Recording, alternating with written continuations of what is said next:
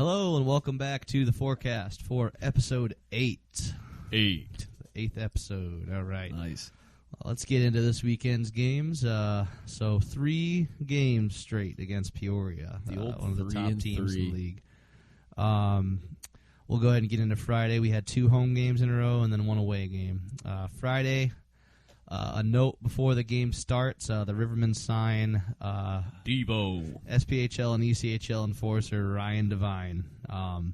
Signed for what appears to be a 1-game farewell tour here. Yeah, I suppose you can't really call it a tour, but he came back to a place that had some history, and yep. I don't know how many fights he's been in here. So Devo with the Storm and against the Storm, but I thought it was pretty cool. Yep. So Devo's in for Peoria, and Alec Bear is out for Peoria. So big factor I there. didn't know that. I mean, yep. So starting lineups for both teams. Initially, the Storm announced a different starting lineup than they went with because Peoria came back and started Trudell and Devine on the same line to start. I mean, Devine was playing D, but Quad City then answered with putting out Kirkendall, Moran, and Crowder to kind of counteract that. Nothing happened off the draw, but just kind of interesting to see all the big boys out there starting right away. I thought that was like a little weird. Yeah. I don't know. It didn't quite go as I anticipated. You see I thought those guys out there, and I thought, something was going to go down. But getting into the game, looking good early on. Got an early power play chance. Did not put it away, but did have 4 shots right off the bat on the power play, it was a good power play. And Peoria just not looking like themselves, not looking threatening or really like they cared a whole bunch on Friday for sure. Yeah. So a lot of the new guys kind of really showed up pretty apparent on Friday. We got Sanders is one of the new guys, Haight, Gerard, I'm not sure how to say it yet, Sadovsky. All of them were looking great. A lot of young new blood coming in, kind of anxious to get started. You can tell it's going to their legs. And then as the game goes on, another power play in the first. Again, great pressure and passing, but still couldn't quite bury it. And then another note I had on the first, Leaf catches a phantom elbow penalty. Oh, wow. Yeah, he back-added you, the guy. Yeah, he hit him with the back of his shoulder. Shoulder. Yeah, and that was right along where I'm at. So, yeah, hit him with the back of the shoulder, caught a weird elbow, and killed it off, so no big deal. But definitely kind of a weird, kind of more checking period. Peoria just kind of lazy. They went through the first, motions. yeah. I wouldn't call it like lazy. I think Peoria on their worst day is a pretty good team. Yeah. And but they were like super just, hey, we're here, we're gonna win, and I love that look in their eyes as they realized it was getting further and further away. It's always fun to see. So speaking of further and further away.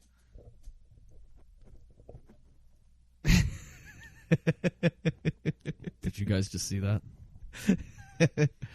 Anyway, headed into the second. Right out the gate, Mike Moran pots one to put him up 1-0. Yeah, and breaks a sweet shot too. Breaks the 0-0. Really great play by Mo. And that kind of opened up the tone for the period. A lot of sustained pressure from the Storm. As the period goes on, Devin Sanders, new guy, played in the Fed last year.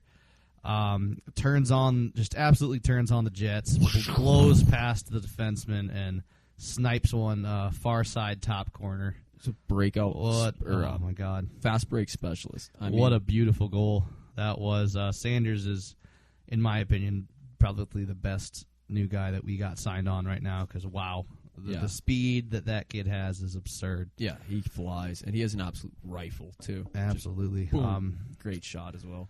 But after going up 2-0, Peoria kind of starts to have some pushback there. Storm kind of get back on their heels a bit. Catch a late penalty for too many men, which never a great penalty to take. And then Leaf gets 2 straight breakaways. The first one tries his signature little backhand forehand move. I think that wasn't Muse that night. No, It was Bostad. Bostad had him read pretty well. Well, the first one, Leaf kind of crashed into Bostad, and when they got up, Leaf said something to Bostad, and Bostad said something back to him. And so that's why Leaf is so far. He's coming back. You know, he just gets out of the zone and gets the puck again. Yeah. And whatever Bostat said to him, I think he was like probably, I need to score to shut him up, you know. And Bostat had it read all the way. Yeah. So I think he is in his head a little bit, but definitely out shooting Peoria after 2, which is a absolute like shocker because normally, you know, especially against Peoria, we're struggling to get shots. Yeah. So heading into the third, I mean, Peoria taking more penalties, so another early power play. Nothing new there. Yep. Sanders gets one on the power play, a tip in from our boy Witz. No, Leaf. Was it Leaf? Yeah, Leaf. Was it Leaf? Yep. I thought it was Witz. No, well, Witz picked up an assist at some point this week, and I know that much. And then after that, again, another Peoria penalty. And wow, that's crazy. Another Storm power play goal, putting them up 4-0 with Artem Zook. Yeah, putting 4 it for home. 10 on the weekend. The power play, like all the woes, you know. Yeah, fixed. definitely. You can feel when the power play is working well because, wow. They're so dangerous, too. I mean, a couple of the top 5 points guys in the league on it. Like, yeah. Definitely. So taking the 4-0 lead, going through the third. As the third period starts to wind down, the thing that everyone was waiting for finally happened. What a beauty. Devo and Mo go at it. I know that the forecast got a really great video of it. Yep. It's up on our Instagram and our Facebook page. You can find it up there. It's a great fight. It's kind of, I mean, it's kind of one of those like where were you kind of fights because two huge heavy guys going at it. Divine's done so much for the game, for the league, like. So it was great to see that, and I think it was awesome that Mo stepped up. Yeah, good on Mo for taking the fight. He surrendered a couple inches and a couple pounds there, so it's like, I know that's a kind of a scary one to take, and he took it. He stepped up. He had a great fight. So and Devo leaves the surface and then hangs out at the corner of the on the corner of the boards there by the hallway. I was probably about 10 yards away from Divine, and all these guys next to me were heckling him, and he's just such a good sport. He was blowing kisses, and he's like. He gave the finger a couple of times, but like covered his mouth. He's being so cheeky. He's a cool dude. So as the third goes on, kind of all Quad City. Peoria gets a late power play on a trip by Pickford, but that lasts for a few seconds before. Then go figure. Piotrowski takes a delay of game, putting them back to 4-on-4. Yeah, I didn't see actually what was it a face-off thing? I think it was they were waiting too long. They were waiting too long on the face-off for them to get shit straight, and ran the clock out like that. And a 4-0 shutout, a 44 save shutout for Brent Moran. What a unbelievable. Yeah, what a night of play for him. I mean, if you look at any of the other goalies who are like up there in the shutout competition, they are not going in and night out through what Brent Moran is. Yeah, you know, it's nothing on the boys, but he faces a piss load of shots, piss load of high quality shots. Like Brent Moran is, I think he solidified himself. And this is super biased, but I think you could impartially say that he is the best goalie in the league. Yeah, like I think he just head and shoulder above probably the next closest guy. And then. Going into Saturday. So Saturday in the first, Peoria starts out kind of controlling the game off the bat. Definitely a good bit of back and forth, but Peoria definitely controlling the puck for most of that first part of the first period. That's what they do. You know? Yep. But then as the period goes on, the second half of the period, it quickly became all Quad City.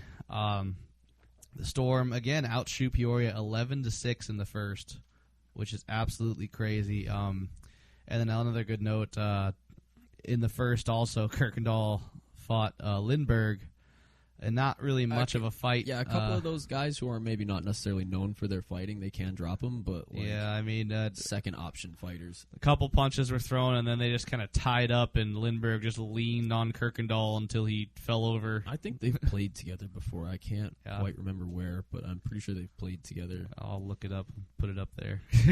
So I think they knew who each other were, and I always think that there's probably a little bit of fun in that, you know. Right. Going into the second. Second is all Storm again. Good pressure out the gate. Mo gets one again. Yeah. Another goal for Mo this weekend. Had a great weekend. Man. Heat up at the most important time of the year, you know. And then here comes the fun part. Trudell mugs Whelan Parrish along the bench. Throws about 5 gloved punches. 4. Then he took his gloves off. Yeah.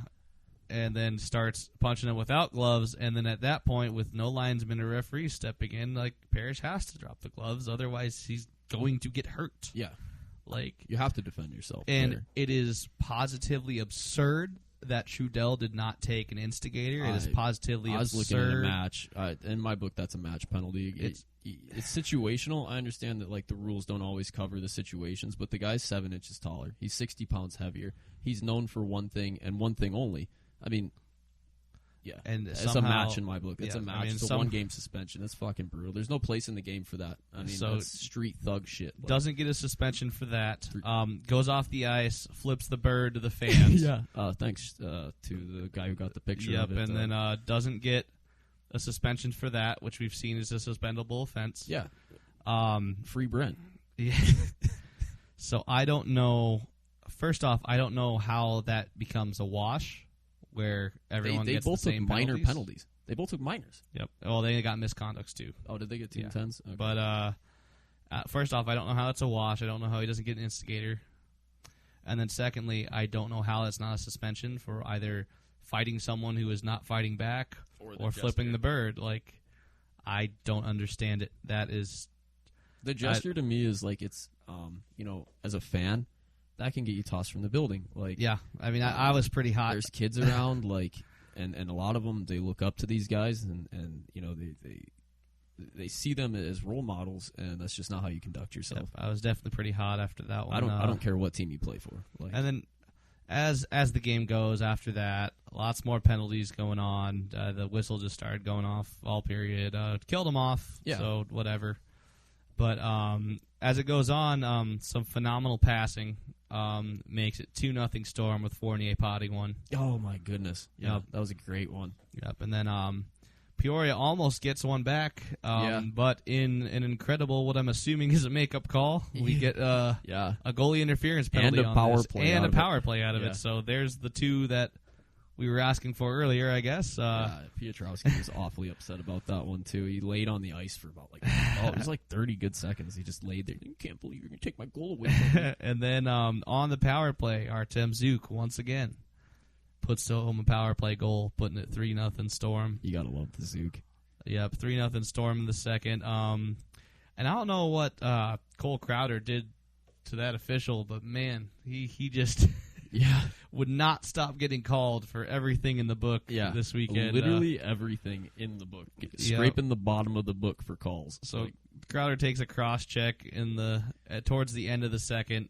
We give one up on the penalty kill, so 3-1. As the second ends, watching Topper leave the ice, Topper is hot. Yeah. Topper is incensed, just giving it to the official. Staring him down as he walks back into the hallway, giving it to him in the hallway. I think that's part of like the application process. Is like they're like, hey, are you going to yell at the ref every chance you get? Yes, okay, then you can be. Because like I watch a lot of other coaches and they're very like, I mean they do get emotional, but like not like Chesney did, not like Topper gets. Like I love it. Like that's the kind of guy I to rally around. Yeah, yep. Like that's the kind of guy I want.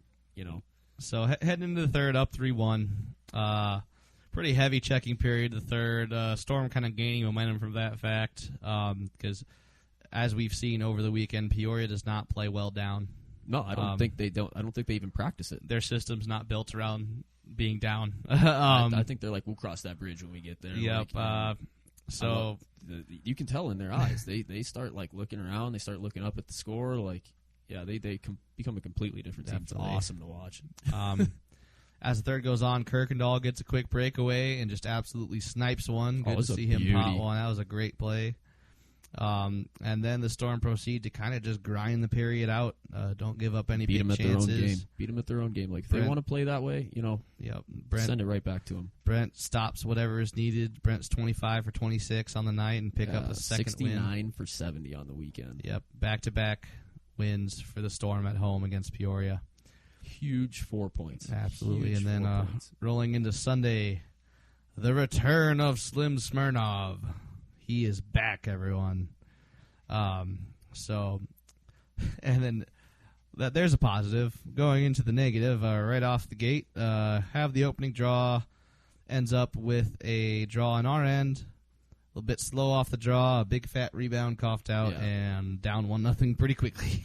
Well, I mean, it took them 121 minutes to like find the net in their scheme, Right. So, right. like, that's fucked. That's not the end of the world. Like, Yep. Then take a weird penalty, kill that off quick. But then to answer coming down, a beautiful tic-tac-toe play started by Slim just absolutely muscling some guy who tried to check the puck off him. He's been playing at a higher level. Like, you would anticipate he would come back like really just sharp, like and he looked like it. All muscle, like bumping right off the hit and continuing to make the play. Goes over to Matson, who crosses in front of the net and dishes it behind him to Stachevsky. The chef. That kid is heating up, dude. Pots it again. His spaghetti is good. What a play. It up. And then we also followed that up with another power play. No dice on the power play. The power play looked okay. They actually had like a lot of opportunities tonight. And Leaf hit the crossbar on that power play as well. And then just kind of throughout the first, Stormer taking good shots, having good passing, still looking good like they have all weekend. Catching another power play. Better this time than the last one. It looked dangerous the whole time. Yeah. Same thing. Good passing. Just good looks. And Colby Muse played incredibly well. Yeah, the return of Muse, like we were talking about with Slim, like he was just at the higher level for quite some time. You would expect he'd come back sharp. I mean, they probably rode back together. They were both in Adirondack. Oh, were they really? Yeah. That wouldn't be crazy. Split an Uber. Yep. So, Muse looked good all night. Credit to him. He is a fine goalie. Yep. But Peoria just racking up the penalty minutes in the first and all game really. Which team? Oh yeah, no, that makes sense. Yeah. Going into the second, another power play. Still no dice on scoring, but good. And then going into this interesting play, Panucci gets engaged by Trudell, so has to drop him. Whoa, yeah. And again, Trudell fighting someone who is like 8 inches and 50 pounds less than him. I mean, Nick's a stocky kid. But yeah, I mean, he stayed on his feet. On the step stool to get up there against. Stayed on his feet, went down for a second, got back up, and kept giving it to him. So big credit to Nick for fighting. Trudell on skates is like 6'8". Yeah, he's just a huge guy. He could touch the rim on his skates. Like, yeah. So I mean, as the second goes, there ended up being a draw on our end. They win it back, and Sadovsky unfortunately was right in the eye line of Roney. And lets in one. It's 2-1 Riverman. That's one of those ones you want back because didn't see it whatsoever. I think like at that point the game kind of took a different direction, but yeah. So and then also right after a goal, weird offsetting minors from Fournier and McChesney just kind of doing whatever they're doing. It was pretty tender what they were up getting to. in a weird little wrestling match. Looked like they'd missed each other a little while. Like it'd been a while. In another note, McChesney didn't have his tie down on, and this is a good note. Yeah, but like I guess they've just stopped calling that. I penalty. For one have not seen it called once this year, and I have seen I would say 8. Yeah, in the last few years. Yeah, at least 8 this year. And every time I'm like, oh, that guy's gone, and then no. Yeah, so I don't even think it's a minor infraction anymore. Yeah, but if somebody knows anything about that, like feel free because Peoria definitely gaining momentum down in the second. And then Cole Crowder once again calls for closing his hand on the puck, which you have to dig so far deep into the rule book. So it's only a penalty if you close your hand on the puck and then pass it to a teammate. Mm-hmm. But it happens, I would say, probably a dozen times any game you watch. So calling it is just, I don't know. It feels pointed. It feels directed. It feels intentional. I would say. So anyway, we kill that one off. Head into the third. Great pressure out the gate. Looking good. Good passing. Good shooting.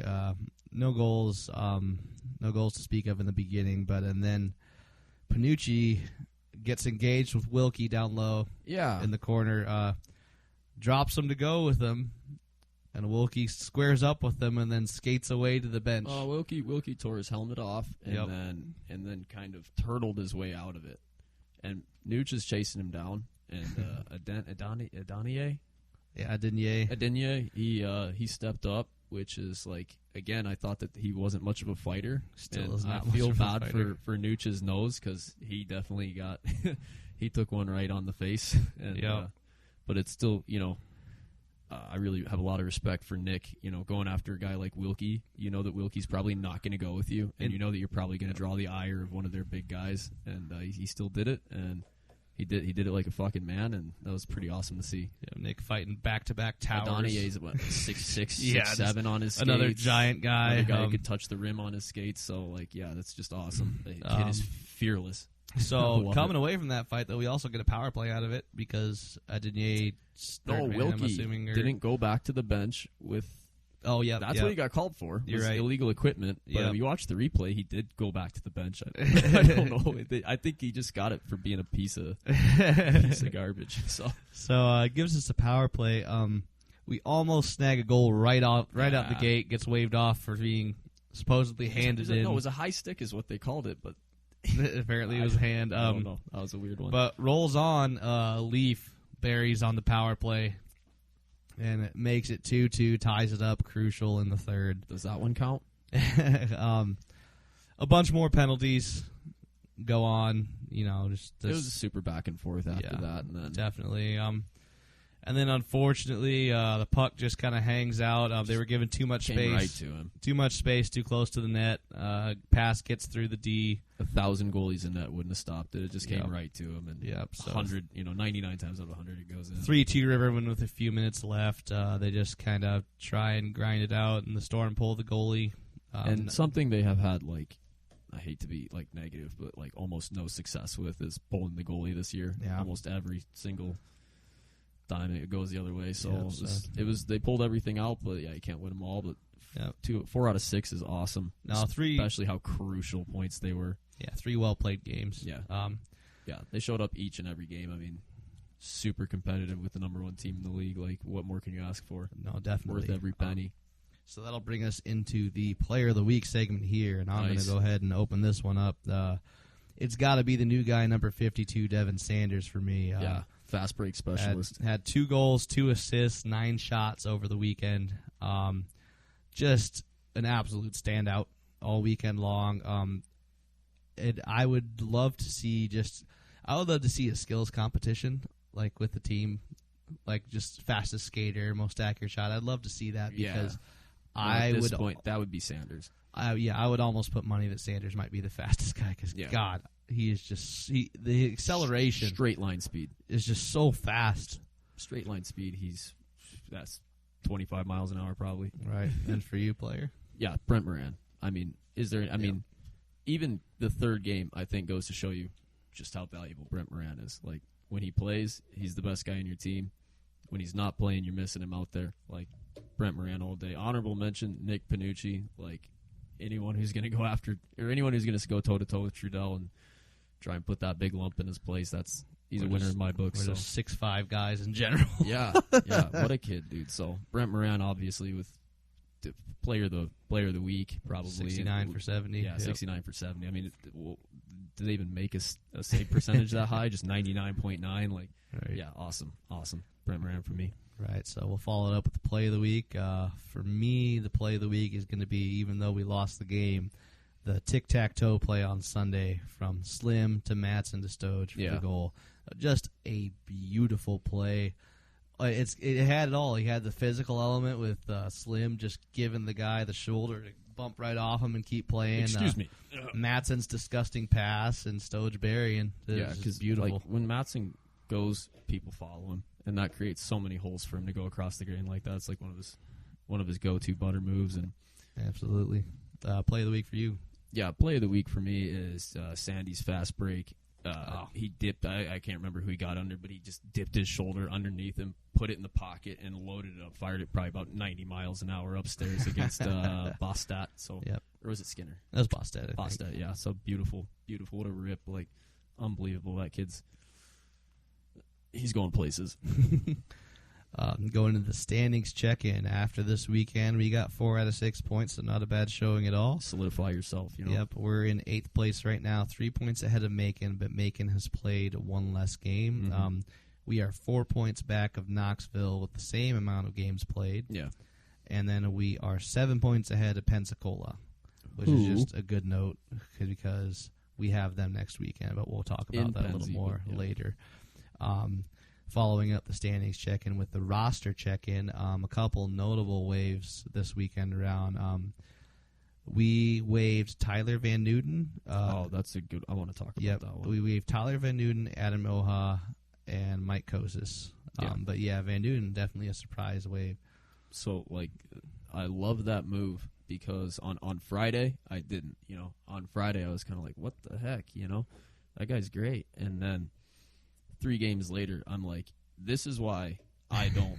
This is why I'm not at that level. This is why I don't belong at that level because I can't evaluate talent like that. Like the Gerard and Sanders, those kids are unreal. And they did really good. I think Van Newton kind of only brings one thing to the table where those young guys they've brought in are exceptional and they are multi-level players. And that's my only note that I love that move. So but I liked Van Newton, but I love that move. Definitely. So it brings us up to our ads here too, which we signed Zach Papapetros, Mitchell Haight, and Brody Gerard is the other new guy fresh out of college, and then the return of Slim Smirnov to the roster.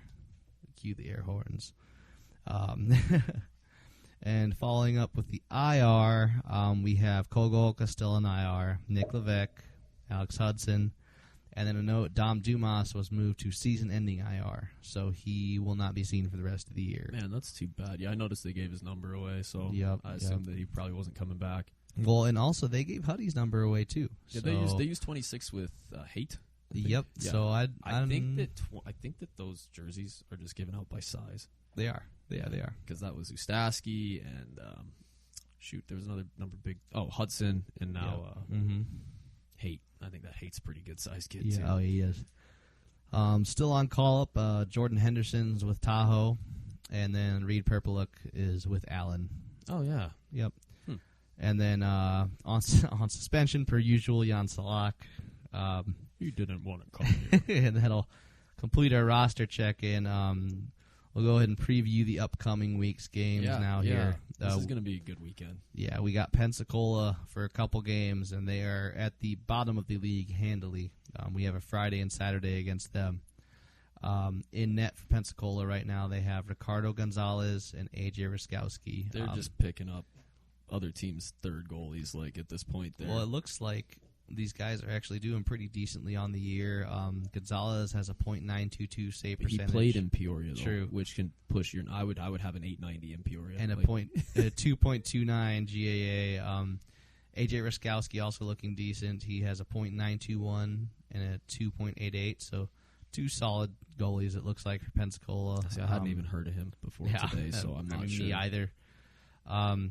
Looks like Ivan Bondarenko is leading their scoring with 33 points. And Caden Cahill, who is no longer on Pensacola, is leading the team with 14 goals. Cahill was recently traded to Fayetteville for future considerations, I think. I'll have to look and see if it was. He's just getting bounced to every team for F considerations. Well, I think he was traded from Peoria, just from what I'm just guessing is just he was kind of done there in whatever system they were running.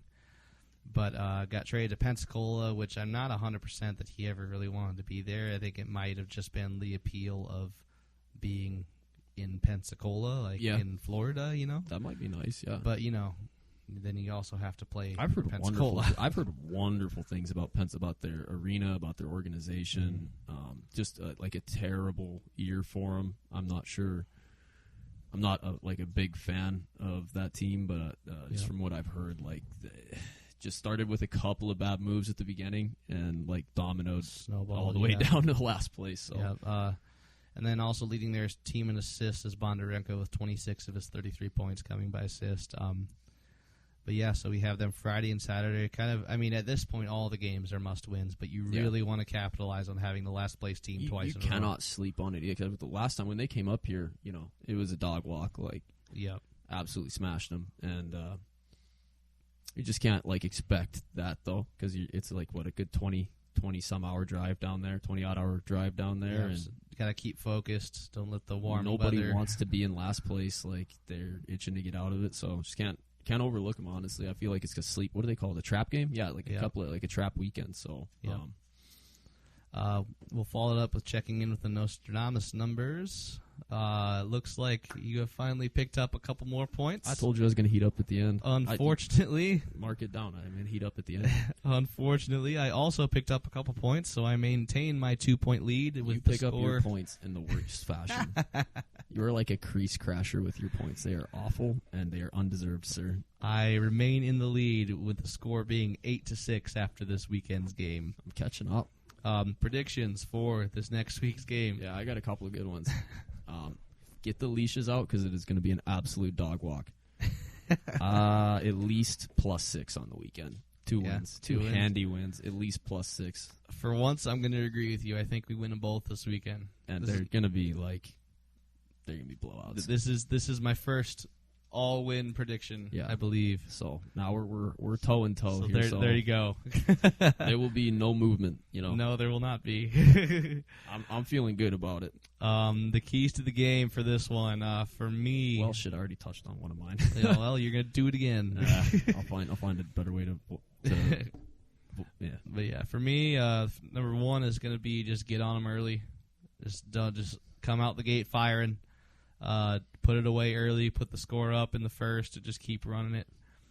Key 2 is keep shooting. Just dump the shots on, get more shots. Because, man, just shoot. Good things can happen when you shoot. Our shooting has been great the last few games. I think we need to keep it up. And the last one, and this is just kind of an element to kind of fix some things from this past weekend. The big boys, when our skill guys are getting messed with, we need to have the big guys step up. Yeah, especially a team like this that has nothing to lose too. Like, they are going to go looking, Yep. So definitely, there's some bigger guys on the roster, and I'd like to see them step up there in those situations. Yep, that's a good note. Those are some good keys. Yep, and then you go ahead with your keys. That first crucial note is it's a trap weekend. You can't overlook these guys. Everyone hates losing, so they're probably really hating it at this point. So can't overlook them. Have to come prepared. Key 2 is physicality is a must. They're not a terribly big team, and they're a pretty heartbroken team. So if you just come out and hit them right in the mouth, they're probably gonna fall back on their heels. And step 3 is just shots. I don't think that their goaltenders are quite as strong as their numbers suggest. I think that if you just if you get a guy like Leaf in the open spot, get the power play rolling again. They went 40% this weekend on the power play. They went 91% on the penalty kill. Keep the shots and the special teams hots. Absolutely. So for the player to watch this weekend, I have to go with it's my boy Slim Smirnoff. Yeah, I have him as my player to watch. I think he looked really good this Sunday. I think having him has had an immediate impact on the offense. I think he looked really good. Yeah, he got a point in the first 12 minutes there. Yep, so he did. So that's my boy to watch for the weekend. You. Yeah, my player to watch this weekend is somebody who's just his game is growing on me so much since he's been here. He's a quiet guy, but the Brandon Stochevsky.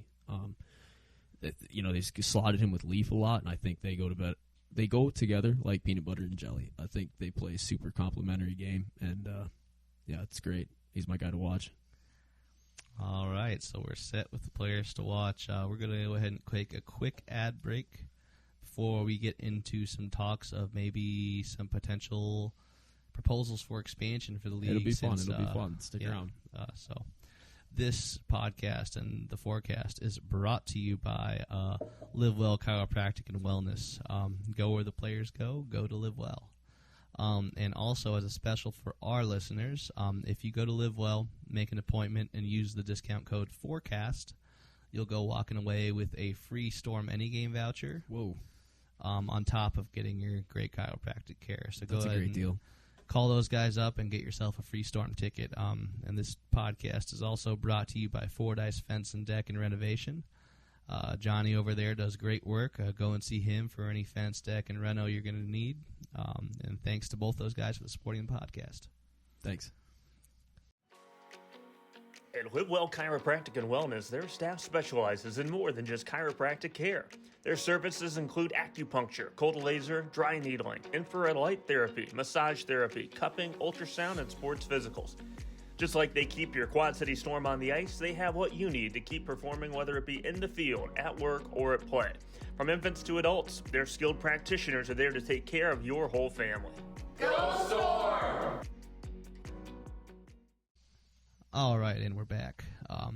We're going to go ahead and just do a short little talk on maybe some proposals for what an expansion for the league would look like, because with Quad City and Peoria playing each other all the time.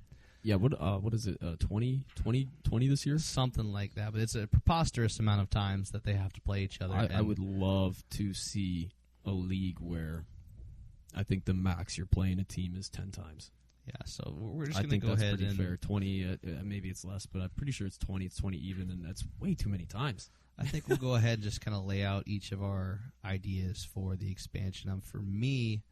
So, I mean, we have discussed this off the pod a number of times, but we definitely like need hockey. Yeah, it's kind of obvious.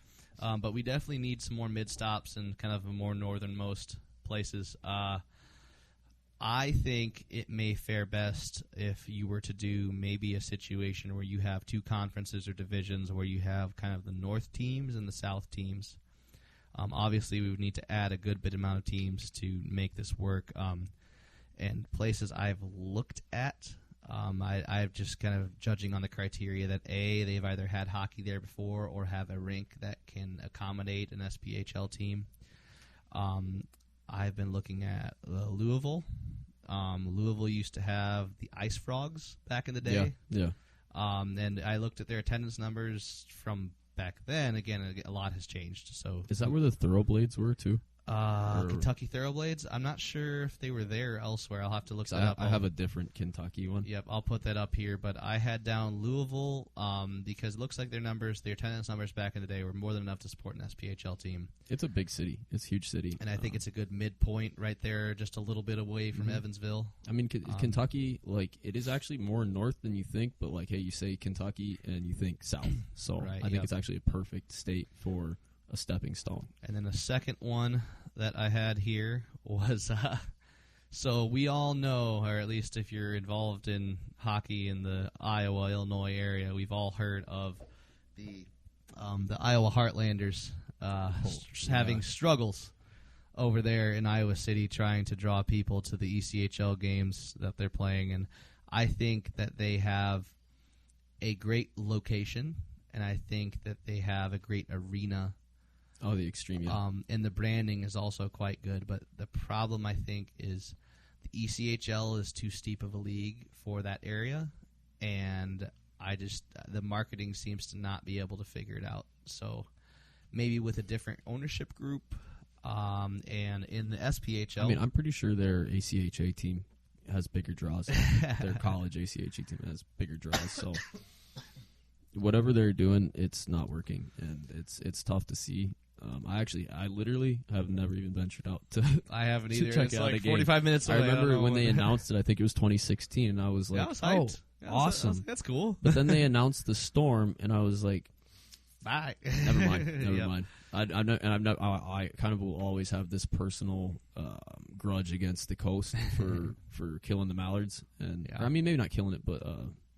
Not letting us have it back, I guess. That name meant so much to this town and this community, and so I honestly, I hate to say boycott, but I have nothing to do with the Coast, so. Yeah, so that is another city I had down here. Maybe switching down to the SPHL would also make a great rivalry for the Storm and Peoria, and they would also get... Is that Iowa City you're still on that? Yep, and they would get a lot of draw at Storm games where they're playing the Storm. That is actually a really good point. Yep, a lot of people would make that trip because there's a bunch of people that make the trip right now down to Peoria. And that's twice the distance. Yeah, so we'd get a lot of draw there. I also had down for potential northern expansion Joliet.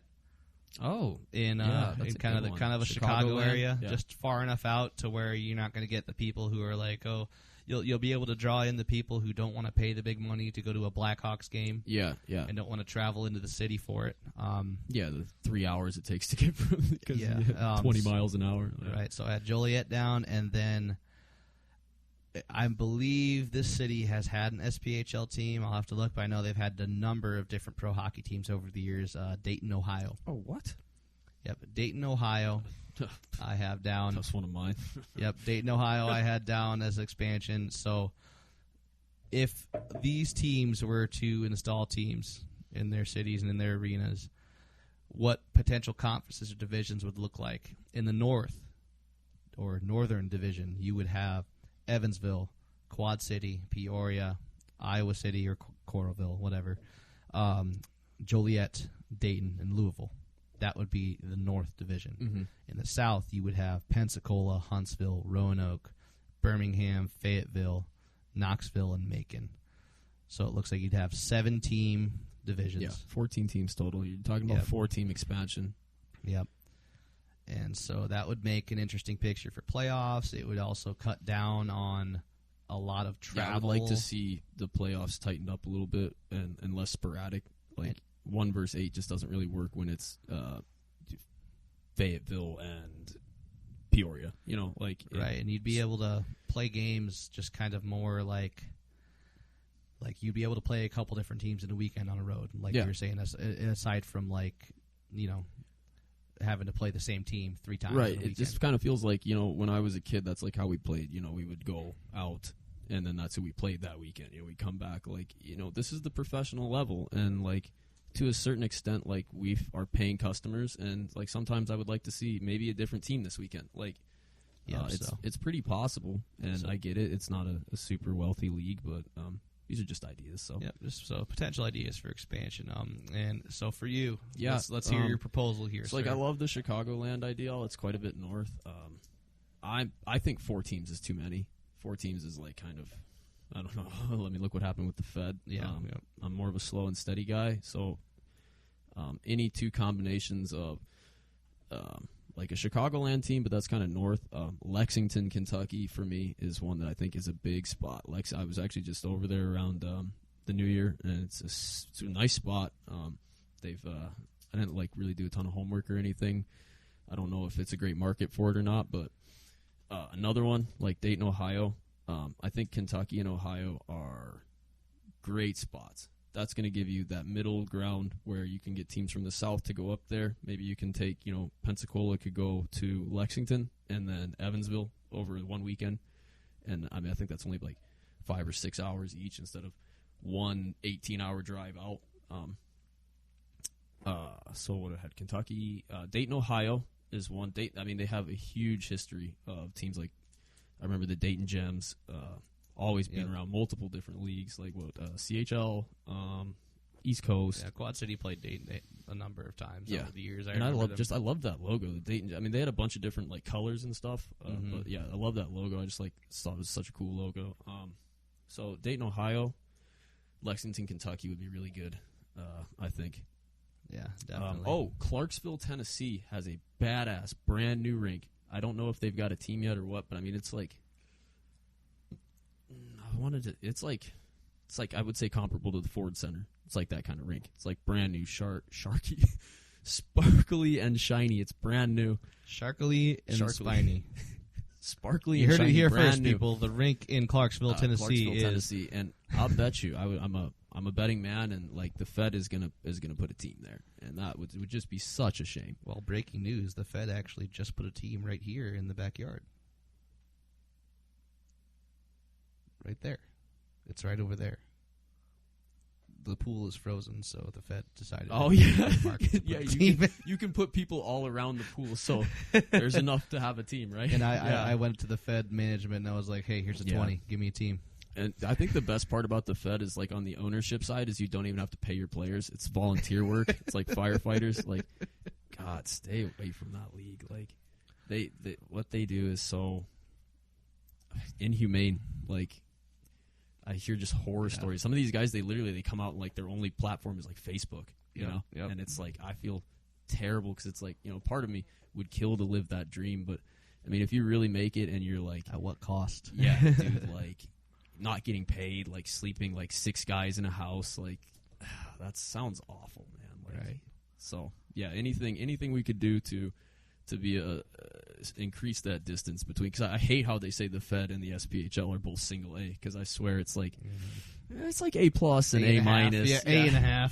Like there's a whole letter grade difference in there. I don't know how to specify. It's like 1 star and half a star. Like the Fed is not the same as the SP, and I would just kill to have this really defining line between it, because I don't know. The Fed has like what are they up to? 16 teams.